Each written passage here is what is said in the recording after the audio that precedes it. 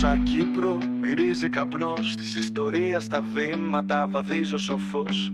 Εώκα φλόγα φωτίζει το χθες, μα ο πόλεμος αλλάζει κι αλλάζουν οι καιροί πια. Θες, δεν θες. Ελλάδα ρίζα βαθιά, τιμή και αίμα στο εθνικό λαϊκό μέτωπο. Δεν χωράνε ψέμα, μέτρο στο μπράτσο, σημαία ψηλά μες στις καρδιές μας.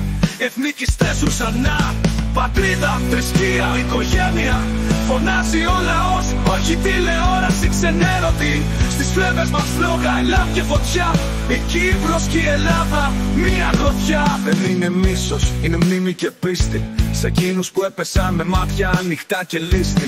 Απ' το μακριγιάνι ως τα στένα της Δερίνιας φωνάζουμε αλήθεια μέσα απ' τη σιωπή στα τείχη. Δεν ξεχνώ, δεν πουλώ, δεν υποτάσσομαι. Στις ιστορίες στο χάρτη χαράζομαι. Η φωνή μας δυνατή, δεν τη σβήνει κανείς. Κάτω από τον ήλιο, εμείς οι αληθινοί πολεμιστές. Πατρίδα, θρησκεία, οικογένεια. Φωνάζει ο λαός, όχι τηλεόραση ξενέρωτη. Στις φλέβες μας φλόγα, ελάμ και φωτιά. Η Κύπρος και η Ελλάδα, μία γροθιά. Σημαία ψηλά, κι ό,τι γράφει δεν ξεγράφεται. Ο δρόμος της φατός, μα τίποτα δεν χάθηκε.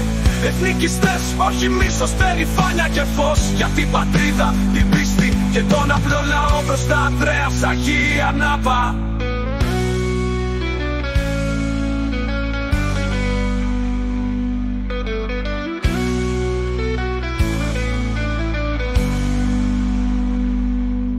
Πατρίδα, θρησκεία, οικογένεια.